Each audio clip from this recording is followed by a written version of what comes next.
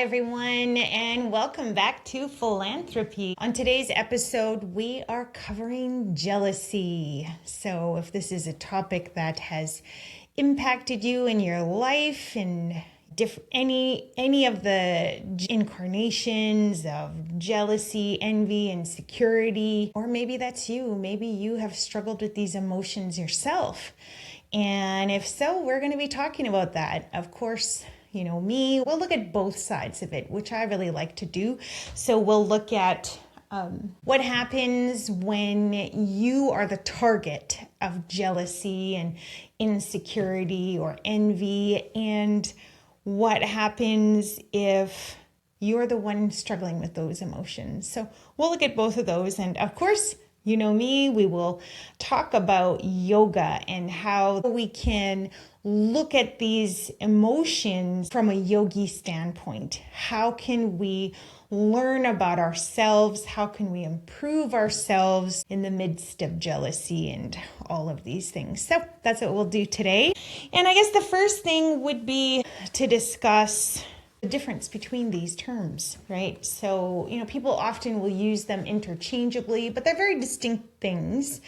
And if you're a Brené Brown fan like myself, then you're going to know that jealousy is a fear of loss of something that we value, thinking of a partner. It is the fear of losing that partner. So anybody who comes around and could be perceived as a threat, we can become jealous. And so that will inspire jealousy in us because we're afraid to lose this partner who we maybe idealize. And then envy, on the other hand, is desire for something, and it can be someone. It's when we feel that we are lacking something and we want something. Actually, the interesting thing about both of these, both jealousy and envy, is that they operate from a sense of lack. Both of them. So jealousy, we are looking at somebody or something, even beauty. We could be afraid of losing our beauty, and so we are jealous of other beautiful women. And so it's a fear of losing something. And so, especially where identity is concerned, when we are feeling jealousy, we are feeling that this thing, whatever it is, it's this person, it's our beauty, it's our intelligence, it's whatever we prize in our life, and feeling that if that thing was removed from our life, we would be lacking, we would be less than. So then that's where jealousy plays into that we are not whole idea. And of course, desire is wanting something. It's feeling that if you have this thing, then it's going to complete you. And of course, that's not true. We're going to go into that, but it is definitely bringing that energy that we will be fulfilled when we have this thing. And it drives us into pursuing whatever it is, doggedly, determinedly, because we feel that we will be complete when we attain this, we achieve this, when we bring this entity, person, whatever, into our lives. And then, of course, where does insecurity play into all of this? So insecurity already is feeling less than, feeling that we're lacking something in some way, shape, or form, and then deciding that we have less value because we're not whole and we're not up to whatever kind of measurement standards we believe we should be meeting. So all of these, all three of them, envy, jealousy, insecurity, come from that sense that we are not whole. And so that's what I really wanted to focus on because as a yogi, it's a good place to start for yoga because that is definitely the goal, the aim for spirituality is to feel whole, to feel fulfilled.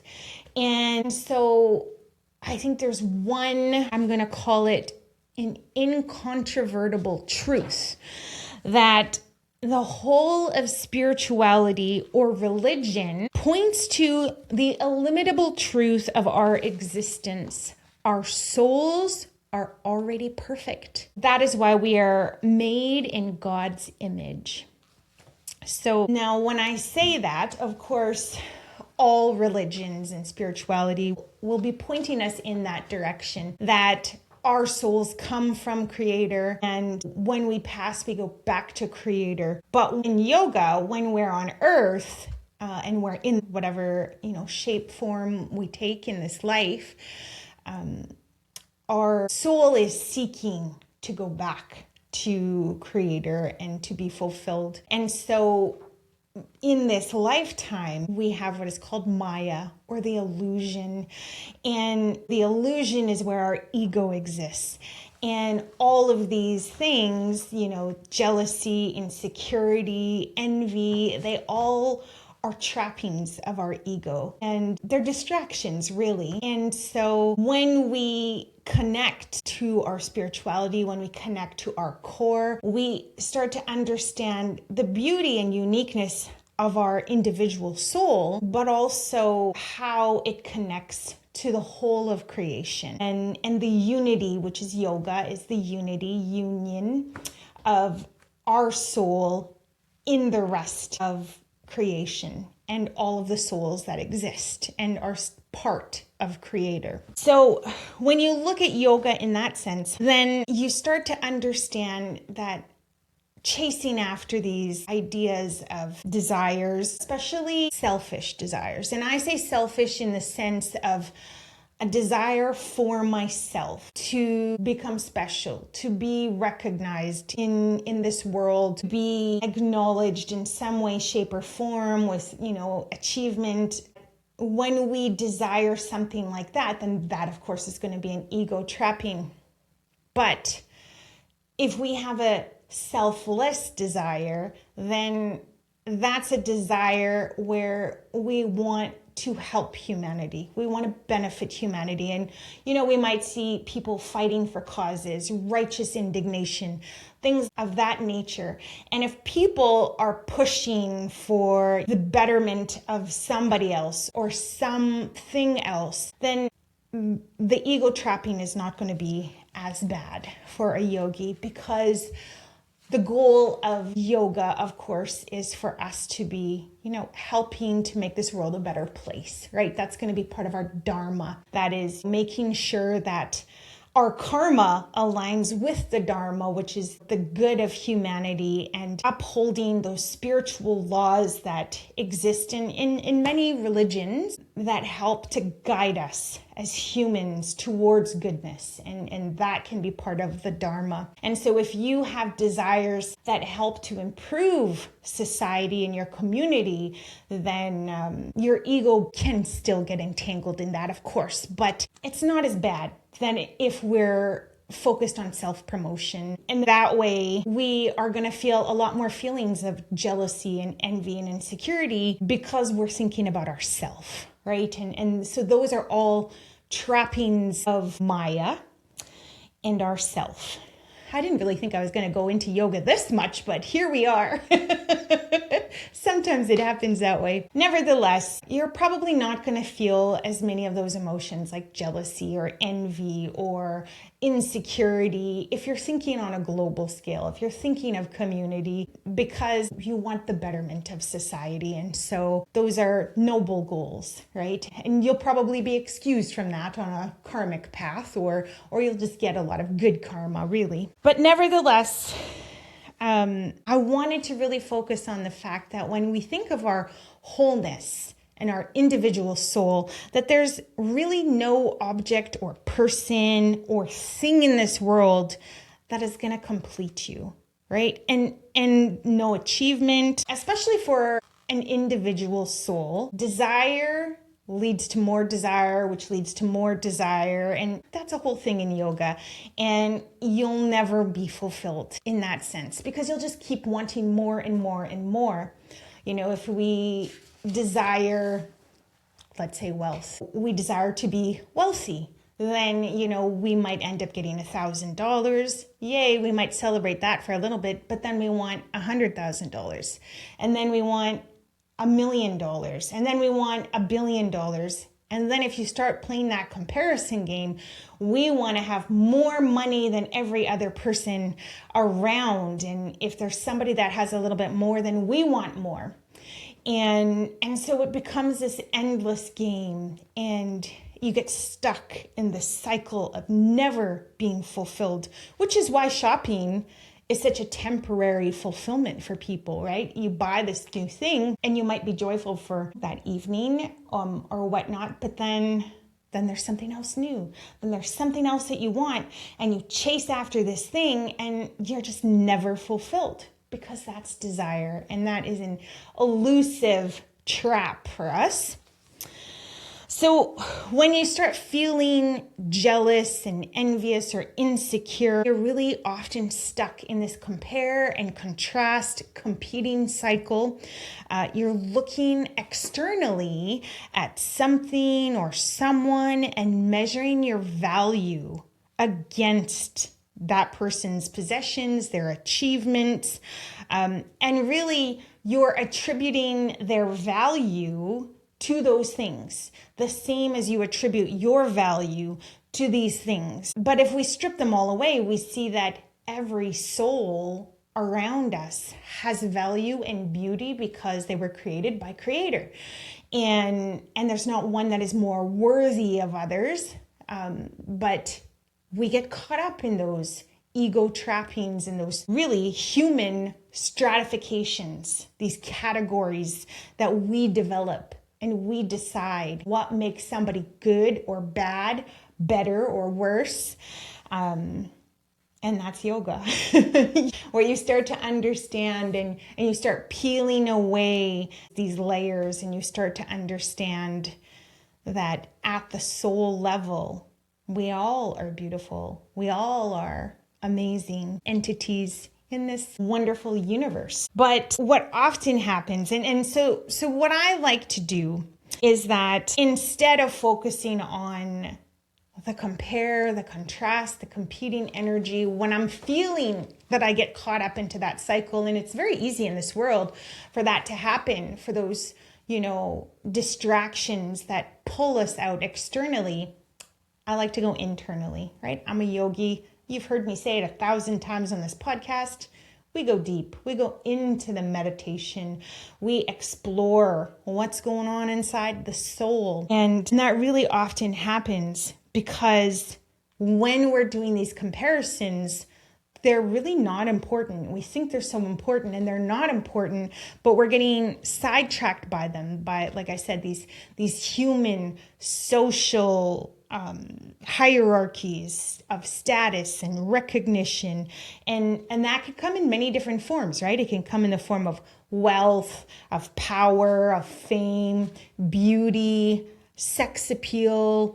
Social media has really done a number on us with this one, right? So it makes it so challenging because we see this society where people are elevated overnight sometimes, and it's like winning a social lottery because now they've been considered an influencer. And then so we're striving to meet this new standard and to become this influencer.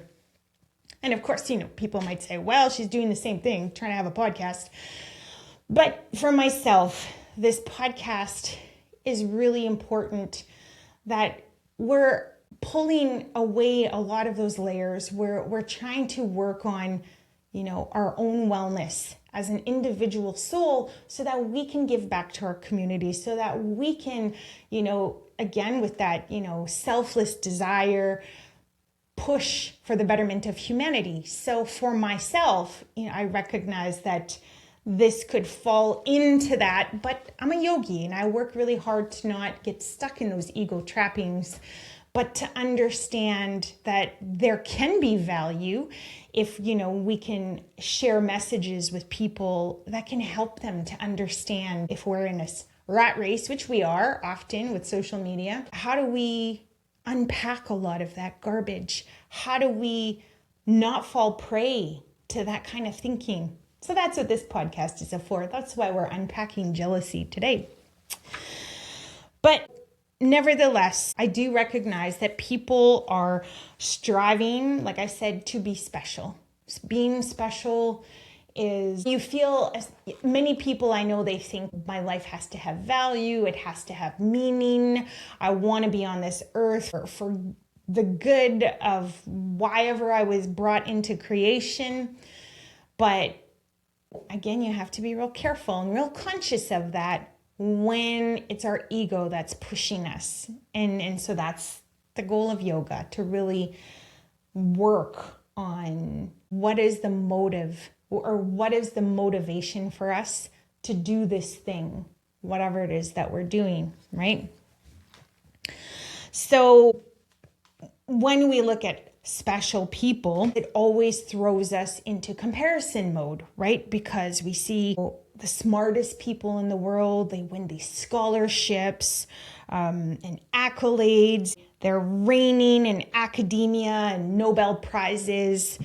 And physically, the best athletes become professionals and elite, and they're focused on breaking and making records, and of course, securing sponsorships.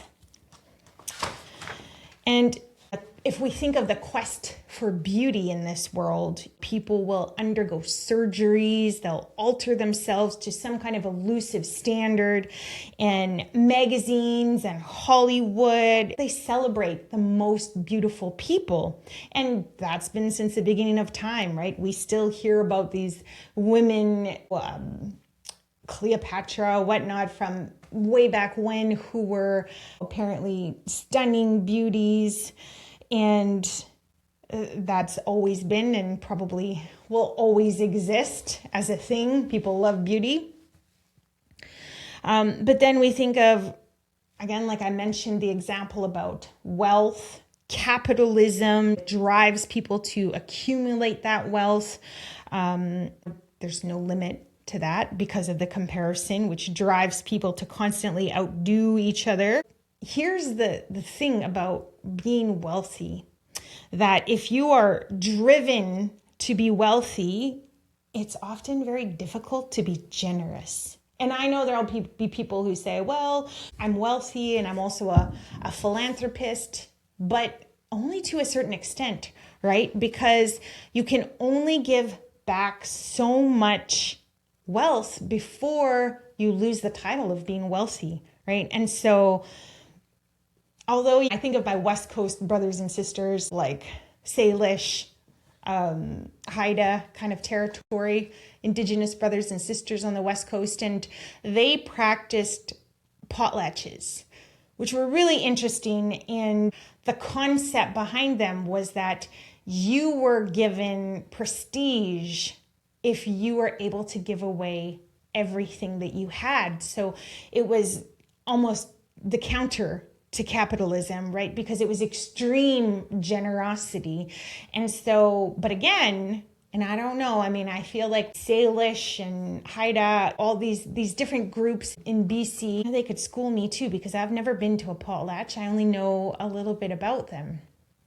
But I wonder if that could also be an ego trapping too, where that prestige and that title can become an ego thing. Think of our own Cree people here in Saskatchewan, and generosity is something that has been a pride thing also, because, for instance, if you're like traditional Indigenous people, the same thing. It was very much practiced that you didn't put value into objects, or things, and you didn't covet things. And so it was seen as, a beautiful thing when you could easily let something go.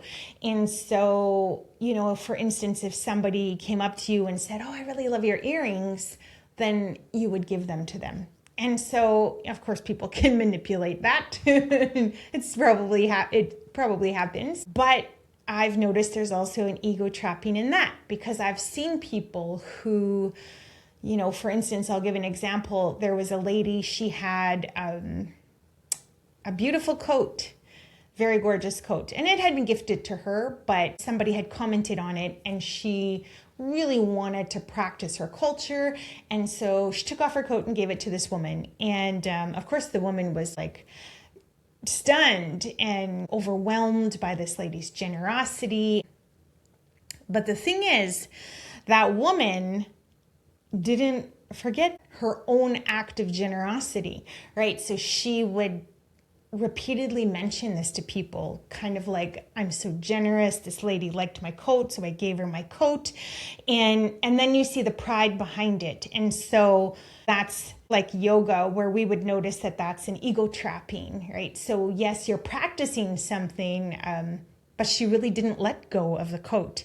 If she had to keep reminding people of her generosity, she still carried that coat in her heart, and that became an identity marker for her, which is an ego trapping. So you got to be careful with that, even the generosity, right?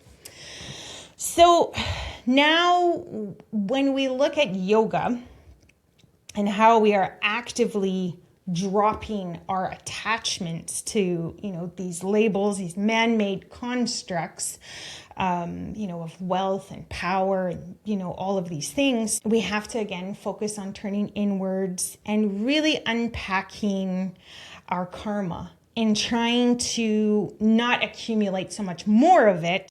But of course, like I said, if you are obsessing about all of these ideas that we mentioned, wealth or fame or beauty, these are all ego trappings. And so then, of course, they become the karma traps too. But here's where I wanted to mention the sage Patanjali. So the sage Patanjali, he was a yogi mystic from, thousands of years ago. And he wrote the Yoga Sutras, which are kind of guidelines for yogis. And they really kind of help yogis to consider their relations with others and their actions. So instead of considering these social stratifications, which put us in that competitive energy, in that compare and contrast energy, and we start to look at somebody as being more valuable than us, and they have more value because they've achieved more or they've advanced more, and we're less. And when we feel less, then of course we come with an energy of being incomplete. And so the sage Patanjali kind of helps us to rethink that. But he does mention, and he doesn't say it this way, this is really my interpretation. So anybody who wants to slam me about this interpretation, it's not Patanjali, it's me. There is a spiritual stratification of people. So when we look at these different levels of people, and we see them, right? We see celebrities who have a lot of money and maybe they're super beautiful, and we think this is the pinnacle of humanity and we need to become more like them, which puts us on this relentless drive to become like them. However, we also learn through different exposés and documentaries and whatnot the perverse side of being a celebrity and how it can really mess with a lot of these celebrities' lives and minds and that kind of thing. And we often see more scandals, right? We see the scandalous side of a lot of the celebrities, and then we learn of the cost of fame or wealth or power or beauty. And Patanjali talks about, and this is where I'm saying he spiritually stratifies people, because he has something that is called Sutra 1.33. Sutra 1.33 is designed to help us be peaceful around everyone and anyone. And it is in that where I like to look at who is more spiritually advanced and who isn't, right? And that's where we know. It's through this process. So in Sutra 1.33, he has what are called locks and keys. So the locks are putting people into 4 categories, and that's where I say it's the spiritual stratification, where people, how they behave can disturb our peace, right?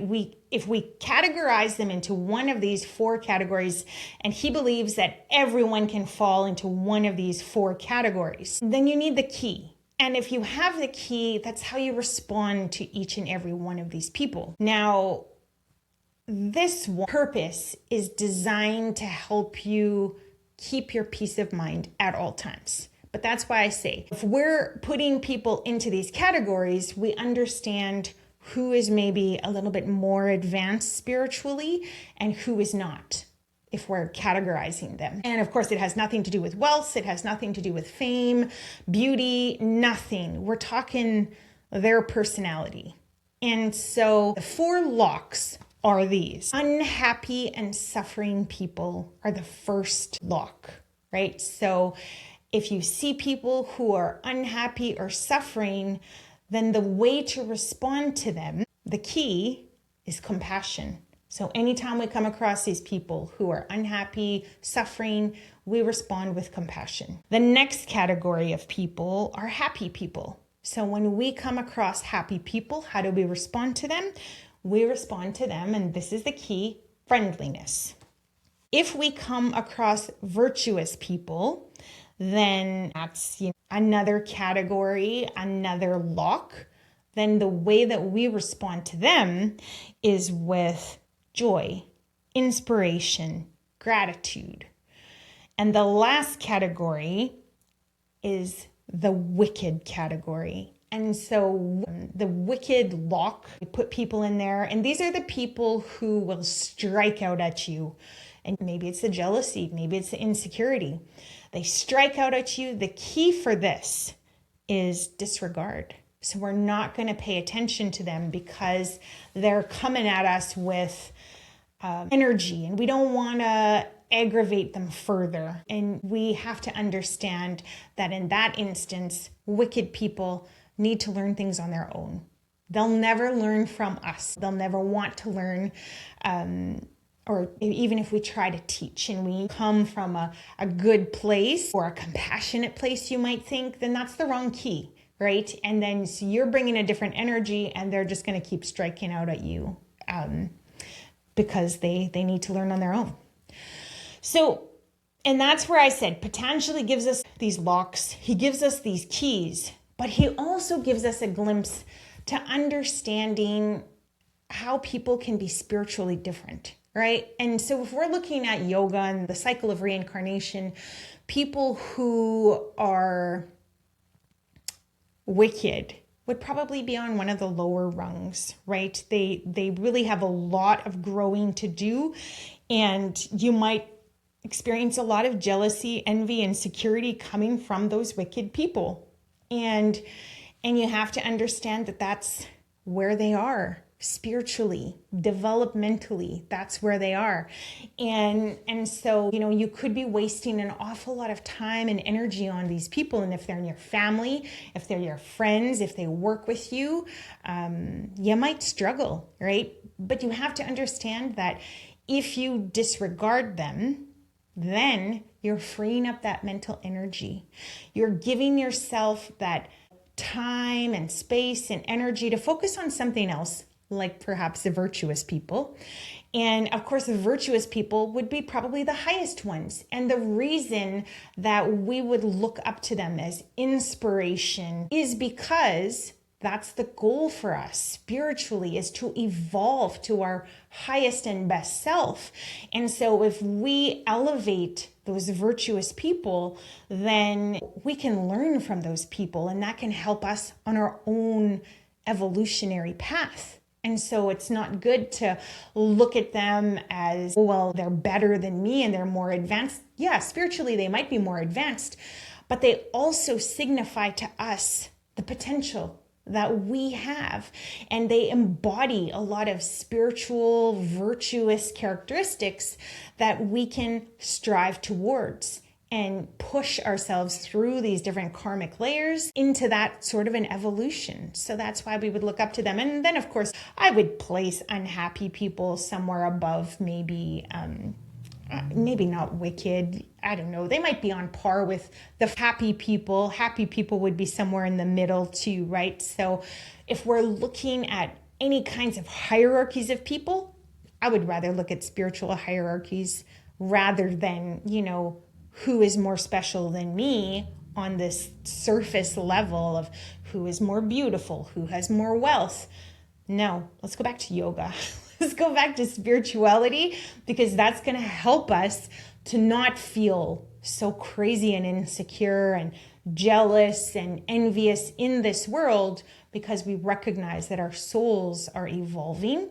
Hopefully, we're doing that work to push our souls to evolution. And if we do, then you're going to feel a lot calmer. I'm not going to lie. Since I've been on this yogi journey, the amount of peace I've had in my own life and the amount of joy that has come into my own life, it's really astounding. From the process of meditation and refocusing my mindset and understanding how my soul is complete and beautiful on its own, it doesn't put me in this rat race of trying to prove myself and trying to prove that I'm better than this person or that person, which is crazy making, because there's billions of people on this earth. And you'll feel that constant sense of unrest if you're doing compare and compete and contrast, because there's so many people, right? And then we're constantly having to readjust ourselves according to every single person. It's exhausting. And so if you step away from that madness and you start to work on developing your own sense of peace inside, developing your soul, then you're going to feel a lot better. And you'll start to maybe appreciate people more too, because then it becomes less about if they're better than us or not better than us, and more about what is the uniqueness of that person and the beauty underlying that person that I can connect to on a soul level, right? As long as they're not wicked. Because let me tell you, if you try and connect to a wicked person, you might struggle. But it really helps us to understand that people have their own gifts and their own path, and we're all in our own karmic journeys. But there's value and beauty deep inside your soul that maybe you haven't even tapped into yet. Which is why I hope you listen to this and you start. It's amazing and beautiful. But nevertheless, I know a lot of it is the yoga theory. And some people might go, oh, I can't handle this yoga theory. And you know what? I never judge anybody who says, oh, this is too much. Because when I did my first TTC, it was brutal. The amount of learning that we underwent that summer. It was 30 days. We were there at the ashram for 1 month, and the amount of theory and philosophy that we had to absorb. Of course, you're only going to absorb what you can at your capacity. And so, of course, you hear everything, but it might not process for years and years and years. And I remembered feeling so incredibly overwhelmed and frustrated and mad. I remembered all of that. And so if you listen to my podcast and God, I can't handle this woman and all her yoga talk, I won't be offended. Because I was there too. And I remember very clearly. But of course, the more that I started to unpack a lot of that thinking and I started to apply it to my life, God, it's been amazing. And so that's why I share those teachings, and I share a lot of that mindset, that yogi mindset, because shit is cray-cray in this world. And, we need whatever we can to help us get through. So, with that being said, let's moving beyond the theory side, there's some practical things that we can do when we're thinking about jealousy and when it happens in our life, right? So if we're the target of jealousy, let's say it's our friends, let's say it could be our partner, it could be our family, somebody at work, somebody is jealous. What do we do, right? Like, how do we handle that? Because it's uncomfortable. So that's what we'll do. We'll talk about what it means when other people are doing it to us and how we can unpack it. And then, of course, if we're the ones who are struggling with this jealousy, this insecurity or envy, what do we do about that too, right? Of course, I'll throw in a little bit of yoga, always do. So if we look at the incarnations of jealousy, and that means all of the ways that it can manifest in people around us. You know, people are never going to come up to you and just say, I'm jealous of you, you know, because nobody wants to admit that they're jealous. And so we have to kind of suss it out and figure out, you know, why did that person say this or do this? And, you know, what does that mean? And people are so complex and confusing. So here's what it can look like, right? Of course, there is minimization or, you know, wanting you to shrink.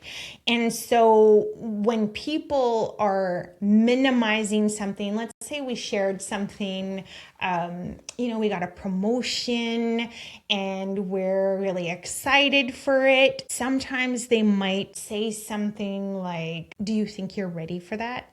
You know, like, pop your balloon a little bit. Or, you know, if you have a new boyfriend or something, they might say something like, are you sure you'll be happy with him? Or something like, I don't think I could be happy with somebody like that, but I'm happy for you. And so things like that, you know, they're minimizing your, whatever it is, your joy. They want you to shrink or apologize. That's one ugly form of jealousy. Another one might be mockery. They could make some kind of a snide joke. And that humor is really armor and deflection, right? Like they're obviously envious of you. And if they make a joke, then, you know, they're trying to make themselves feel better. And the way they do that is by, you know, of course, making you feel a little bit smaller, like it's not a big deal for them. So they're going to make a funny joke, ha ha, but it's, you know, rude and belittling. And another one might be, they might subtly compete with you. Jealousy and insecurity, envy, it's always about competition. And so they might, maybe they're a one-upper, right? They might compete with you and say, oh, well, you did that. Well, guess what happened for me? And so in that instance, it's like they're keeping score, like you feel like you're in a match. And that's one form of envy. Another one might be withdrawal. They might like shut down. And actually, I have a friend who I've noticed that happened before. Whenever I mentioned a new man in my life, that this person would shut down because they were single. And so now you could almost physically see that person just completely shut down. Like, oh my God. I'm single alone now. If you have somebody, I don't have somebody. And so like withdrawal can be another form of that. Moral superiority, of course, you know, like you can do better than that person, or I could never depend on somebody like that. And so then wasting time in relationships is time that you could be spending on evolving yourself. And so then they act like they're better than you for that and are judging you for your joy, your happiness, whatever the thing is. And here's a tricky one, and it's pretty ugly. It's when people, you know, maybe you share something vulnerable or you confide something and then they weaponize it after, right? So they collect information and use it against you. And at some other moment, and you're maybe shocked and horrified, like let's say you have confided something to your friend and maybe you confided this thing in them a week or 2 weeks ago. Now in that moment, when they're jealous or envious of you, they lash out at you and they use that information against you. So they've weaponized that information. So people, like I said, they're very complex and they can act in all kinds of funny ways when they're jealous or envious or insecure. And why does this happen? Well, for instance, especially for women, and it's not exclusive to women, of course, men can be envious and jealous and all of these things too with each other, but also towards women. Like I've certainly experienced envy and jealousy, insecurity from men more in situations like academically or work-wise. If I've been promoted and they haven't, and there's that competitive energy, I've definitely seen that happen. But with women, it can be a battleground. It can be really brutal. And the reason is that, of course, we've been socialized since the beginning of time that a woman's role is to attract a man, and that man has to provide for her, and the man is attracted to her usually because of her beauty or her virtue. And so you become a pick-me. My cousin likes to use that word, a pick-me. And so you're wanting to be chosen. And so you, again, have that scarcity mentality. And this was very pronounced, for instance, after the wars, when a lot of husbands had died in the wars, and the men came home and were thinking of like the Depression, and there weren't very many men around, and women really had to fight for their man. And this happens really every time that there's a battle, that men can go off and be lost. And if that was your source of income, if that was your provider in your family, now you're at a loss. And so now you have to fight to find another man. And of course, we see that starting to shift because women have been able to enter the workforce and start to accumulate their own money and provide for themselves. But that scarcity mentality still exists, and it's still there, and women are still very much afraid to age. If they've maybe married somebody and felt that they secured this person through their beauty, then aging can be like a death sentence for them, really, literally and figuratively. Right? And so scarcity mentality is one reason for the jealousy, insecurity, envy.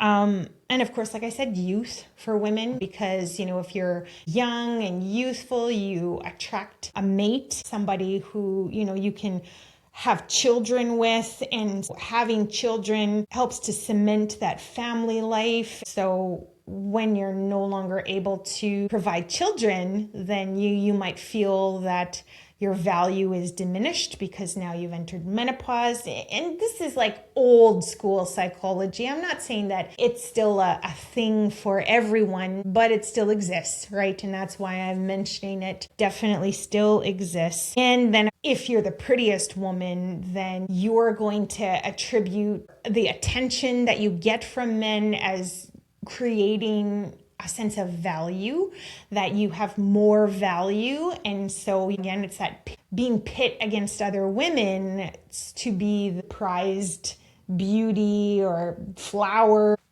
And really, ultimately, at the end of the day, it's about being chosen. Really helps you to determine your value. Right? If you have a lot of suitors and you secure the handsomest, best provider, then you must be more valuable than all the other women. And so for women, oh my goodness. And it breaks my heart that this still exists in society. And it does, definitely does. But there's old roots there, right? Since the beginning of time. We have a lot of work to undo. Thank you, yoga. Maybe it'll help us. I gave you some examples of the incarnations of jealousy, but there are other offshoots of it. We can see passive-aggressive behavior from people, backhanded compliments. Sometimes people can compare in a way that is disguised as curiosity. And of course, we talked about the jokes.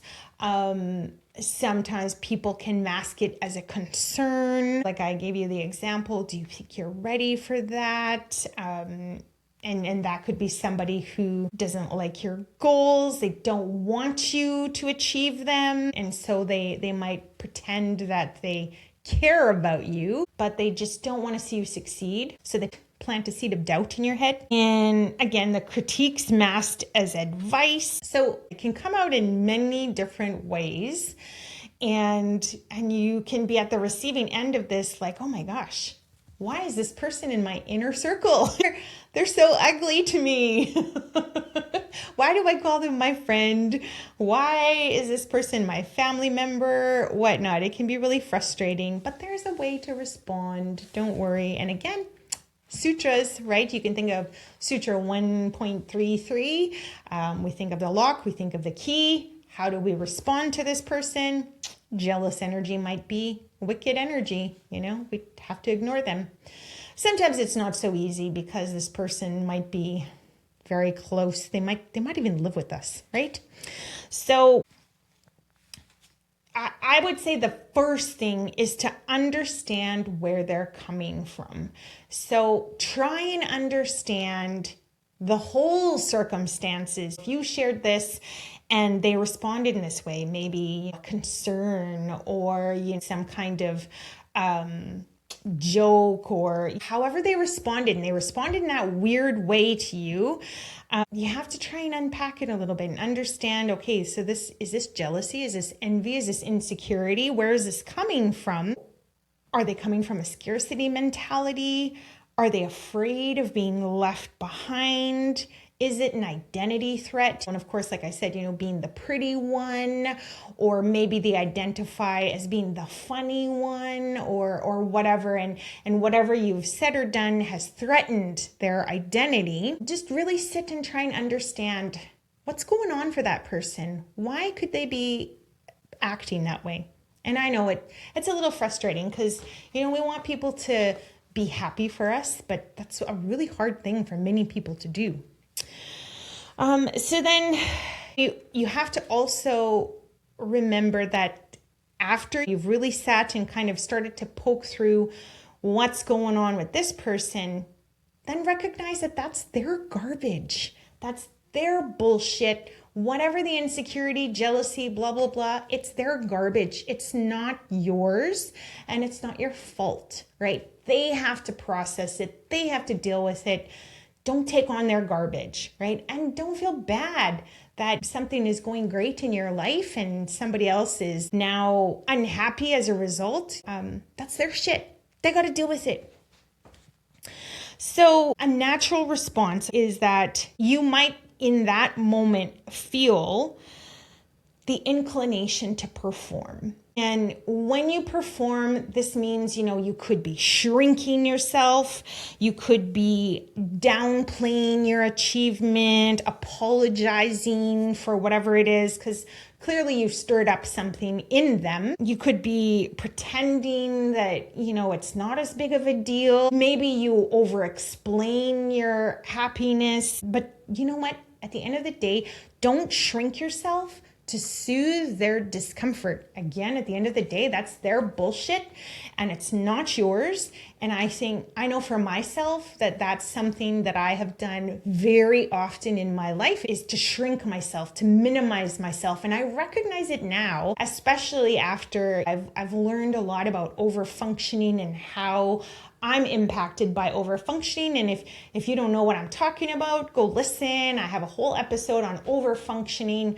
But I recognize it now and I can see, and I've had partners who have asked me to shrink myself. And they don't say it in that way, of course, but it becomes very obvious when they're threatened by your success, when they're threatened by your achievements or whatever it is, you're just trying to do good in the world and it bothers them and they don't like it. And that comes from that insecurity, right? And then of course I've had friends who have been very jealous and wanted me to shrink myself also. And by a lot of those behaviors that I mentioned before, you see them spring up and you go, okay, again, I recognize that this person is struggling because they're comparing themselves to me somehow and they're feeling less than. And I know it's not on me, right? So then we have to learn how to protect our energies because they're coming at you with their garbage. And how do we not absorb that garbage, right? So you could take a couple responses to these people. If you're, one of these people who kind of wants to say something, you could Let's say if it's a relationship, you could say something like really neutral as a response to whatever crazy behavior they've just displayed. You could say something like, you know what? Like, this person makes me happy, or really happy with what happened, or how I succeeded in this area. I'm happy about it. And you just state it. As a matter of fact, that's it, right? I'm proud of me. I'm happy for this. And that's one way. And then another way is that you could assert a boundary, but with warmth, right? So that might look like something where you might say, I know you're joking, but it kind of makes me feel protective of my relationship, or something like that. So can we just, like, let's not go there? And then you've kind of stated that this is off the table. You're not talking about this, and you're not giving them wiggle room, and you've asserted it, you've asserted yourself, but in a way that's non-negotiable, because that's your boundary, but you're doing it in a nice way, right? You're being kind still. And telling them that, no, I'm not okay with this behavior. And then something else that you could do, and this is probably one of the biggest keys, is that you're going to start to notice if this is a pattern with this person, right? So do they do this often with you, whatever this crazy behavior is? Or is it just a theme when you're doing really better? But if you start to see a pattern in their behavior, now we're going to start saying, okay, maybe I have given this person too much access in my life. And now we have to move them out of our close inner circle, right? So we're going to have an inner circle, and then we're going to have like a social circle. And then of course there's like a public circle, right? And so people are privy to only certain amounts of information based on where you put them, right? So if they're in the inner circle, then they might be safe witnesses, and they might be people who can hold our joy and pain without making it about them. They can hold space. They can hang on to your secrets. You can trust them. They've never acted out with any of this information. But if you start seeing cuckoo behaviors from them, and maybe they were your safe witness till you really started to notice this kind of stuff, and so you're like, you know what, I need to reduce access to this person, then you might put them in that second category, that social category, where these are people who only give you conditional support. And what I mean by that is that, they'll be friendly and supportive to you at a cost. These are often people who are competing with you and maybe will only, be okay with you if you perform in all those ways that I mentioned earlier. If you minimize yourself, if you downplay your success, then they'll be okay with you, but maybe they're very easily triggered. And then of course that last category, that, outer circle, that, that public circle, public group, these are people who you put them at the furthest edge, because these might be people who deliberately hurt you, who are those information collectors that weaponize your vulnerabilities and use them against you. So they cannot have close access to you because they're coming at you with that wicked energy. And these are people that maybe they can read your status updates if you're not an oversharer on social media. Like, some people will get the headlines and some people will get the highlights. This is the close personal information, but that inner circle is going to be probably the smallest number of people, because we can't trust everybody with everything in this world. We do need boundaries. So now, let's say we've had an exchange, we've done what we can. Maybe we've asserted our boundaries, but there was some kind of weird, jealous exchange. Of course, we need to do some reflection, and we need to do some internal work, and we have to recognize our role in that exchange, because maybe you haven't been perfect in that exchange. We have to understand when we have like a balanced energy in that situation. So are we being proud but gloating? If you're gloating, then of course you don't want to minimize yourself, but if you gloat, you could antagonize people, right? You could be triggering them deliberately. Or let's say maybe you're happy, but you don't want to be celebrating when other people are miserable, right? To like provoking that wicked energy. So, we have to recognize too when we're not being whole, when we're not feeling secure. And again, if in that moment, generally when I have situations where something strange happens, I go right to meditation, right? Or journaling. I go there and I start unpacking. This is kind of weird. Something strange happened. What was going on? What kind of energy was I bringing? Is there something that I need to correct about my interaction with that person? But really keeping that balance and understanding that sometimes, we want to be sensitive, of course, that sometimes we recognize some people are more prone to being jealous or insecure or envious, and we don't want to tiptoe around them. And again, we don't want to downplay our own success or anything like that, but to recognize that sometimes information won't be received very well from particular people. We know that, right? We have to know that. So to just understand our role in that situation. Were we too much or too less in that situation? But really remember that at the end of the day, jealousy only stings when we're like unsure about ourselves, right? When we're feeling insecure also, right? And so because the rest of the time, if you're feeling confident, happy, healthy, secure, you can recognize when somebody else is just having a cuckoo reaction to you and you go, okay, again, that's their shit. That's their garbage. They need to deal with it. I don't need to be offended by it, right? So that's unpacking somebody coming at us with jealous energy. But now, what if we're the person? Maybe it's us. Maybe we're the person, something great happened for somebody else and we're feeling jealous, we're feeling insecure, we're feeling envious. What do we do in that situation, right? So remember that this is not a character flaw, right? It's so hard to be human. I always tell that to people. It's very hard to be human, but this is a signal. It's information for us.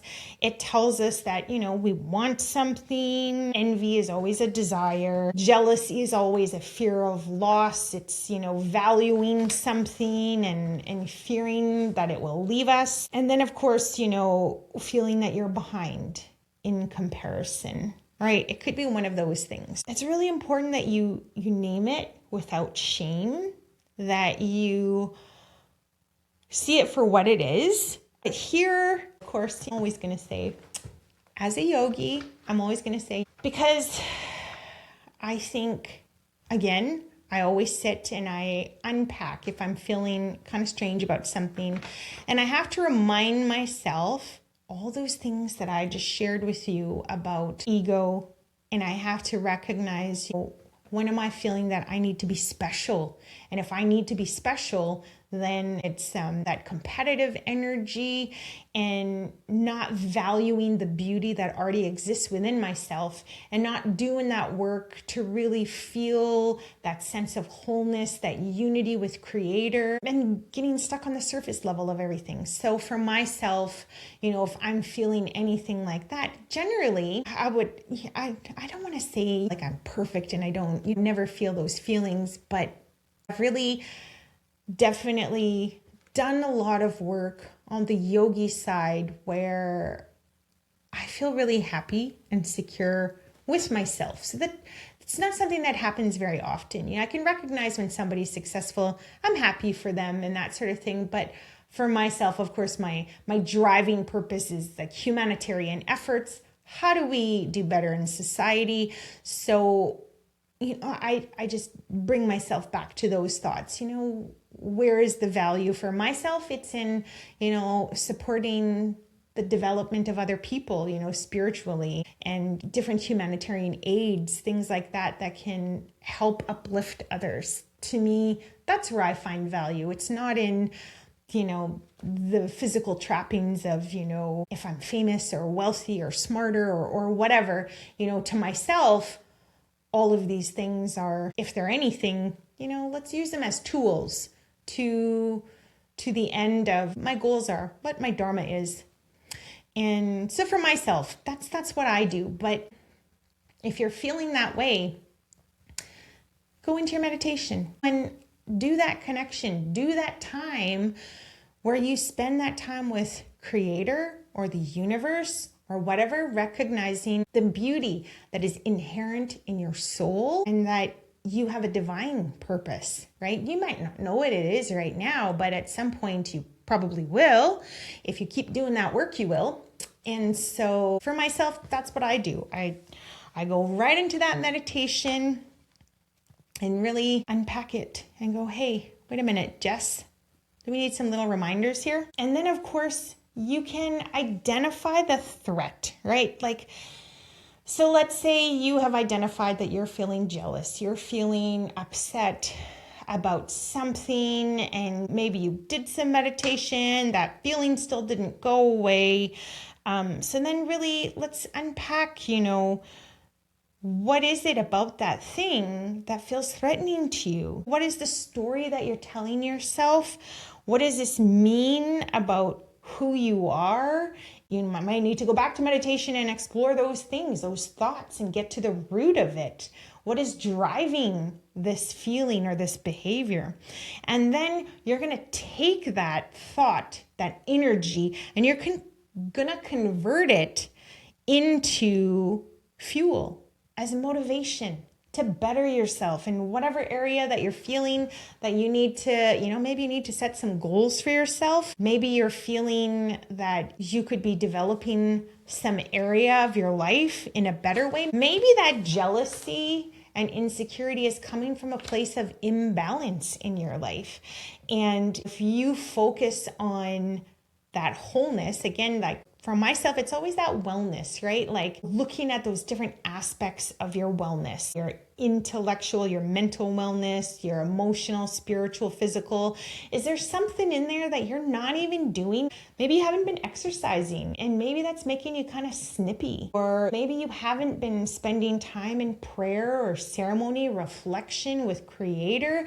And that's pulling you onto that surface level where you're going, hey, wait a minute, I need to stop that madness and bring myself back into a place of spiritual clarity and reminding myself of, many of these things that I've said about I need to root myself in that relationship with Creator again, or whatever. Like take a look at that, at your wellness and see, is something driving me to feel imbalanced and to feel these surface emotions. Of course, for a yogi, like I said in some previous podcasts, for sure, I've mentioned it, that you try to follow a very balanced diet and not even just the food and drinks that we consume, but the diet of what we allow to enter into our minds, the music we listen to, the books we read, the shows, all of these things are going to have an impact on our emotions and our mental clarity. And so a yogi is definitely working really hard to try and understand where there's that imbalance in our life and what we're doing in our own life that's going to contribute to that imbalance, where we might feel a little bit more jealousy, insecurity, resentment, or anything like that, just because, we're not approaching our health from a good place. So really just sit and kind of go, hey, wait a minute, how can I take this moment, this very human moment, and how can I use it to elevate myself, right? How can I become a better human as a result of this, negative per se emotion? But of course you're human.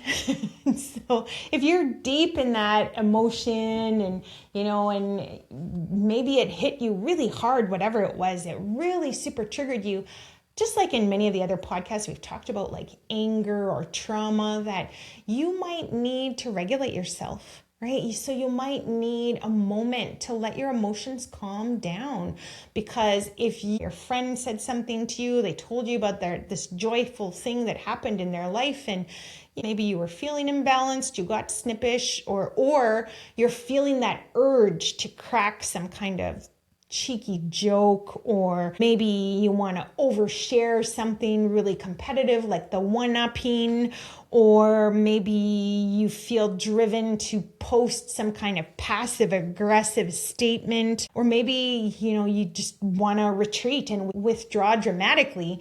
Then if you have any of those urges, the best thing to do, of course, is to go off and emotionally regulate. Cool yourself down. Again, we always say logic leaves the room when big emotions come into play, right? And so we want those emotions to come down, and of course look at some of the other podcasts about ways to regulate yourself. We've covered them in trauma, the anger episode, explosive confrontational types, confrontational aggressive types. Definitely all of those have talked about how to emotionally regulate. So you'll want to regulate, and you want to calm yourself down, and then remind yourself of a lot of the things that we talked about, that when we approach somebody from that scarcity mindset, that often the jealousy will increase, right? So if we're looking at, they have a partner now, then there's nobody for me. We know that's a lie. There's billions of people in this world. You only need one partner, right? So we know that's a lie. Or if they're successful, then I'm a failure, or I must be a failure. And again, that's a lie. Another one, maybe if somebody thinks they're beautiful, then I'm an ugly duckling. Again, that's another lie. When you look at like a garden, a daisy is not going to look at a rose and go, oh my God, I'm so ugly because I don't look like a rose. But you're a daisy and you're still beautiful. You're beautiful in your own way. So we have to remind ourselves of these things and remember that we come from a very bountiful universe. There's so much in this world that exists, and this world can continue to give to us, and we don't have to look at things from that scarcity mindset. So try not to get locked into that way of thinking, right? And catch yourself when you do that. And then of course, if we want to elevate ourselves, we don't want to be stuck in that ugly emotion, then let's practice things that are the opposite of that, to counter that, right? Let's take a moment to really put ourselves in a gratitude mode, right? And be grateful for all of the amazing things that we have in our life, and everybody has something to be grateful for. So let's start there. Let's practice the things that we're grateful for. And then let's take a moment, and instead of being ugly, let's celebrate some people. Maybe we share our gratitude with other people for the things that they've done and helped us with. Maybe we decide we're going to make a really big deal out of somebody who shared their joy with us. Because again, it's hard to be human, and we don't want to be approaching life from that negative, ugly standpoint, which it's very common to everybody, right? Everybody feels jealousy. And so how do we move beyond that? Well, we have to push ourselves sometimes into a more positive mindset, and we have to train ourselves until that becomes natural. And then, of course, like we said, it's really looking at all of those balance items in our life, looking at our wellness. We're looking holistically at ourselves. Am I taken care of myself mentally, emotionally, physically, spiritually? What kinds of goals have I set for myself?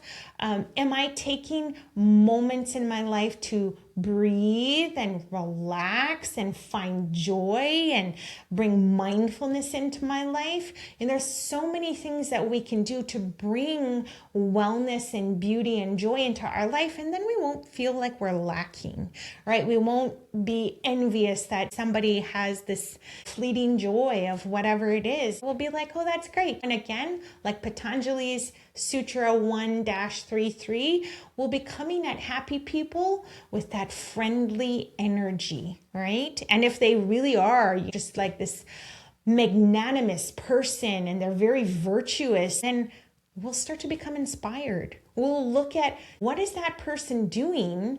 How can I embody some of those traits? Maybe I want to, spend some time with them and learn from them and see, if they're doing this, then, obviously this is helping them. So maybe I need to bring some of that energy into my life. So there you have it. If you got through all the yoga stuff and you got to the very end, I'm so proud of you. Like I said, that yoga stuff, whew, it's a doozy, but it's also really amazing, and if you have to listen to this podcast a few times for it to actually make any sense, I won't be offended. Like I said, it's taken me years and years to unpack many of these yogi lessons. But this is something that you can navigate, and now you'll be able to hopefully handle that energy that comes your way when people are feeling jealous or insecure or envious, and yourself too, right? That if you find yourself caught in that emotion, that you don't beat yourself up about it, and you recognize that you're not lacking, and maybe this is just an opportunity for you to be filling your cup and taking better care of yourself. And I believe in you. I think you can do it. So thank you for joining me today on jealousy. I hope I helped you. Let me know if I did. That's why I do this. All right. Take care, everybody, and have a wonderful day.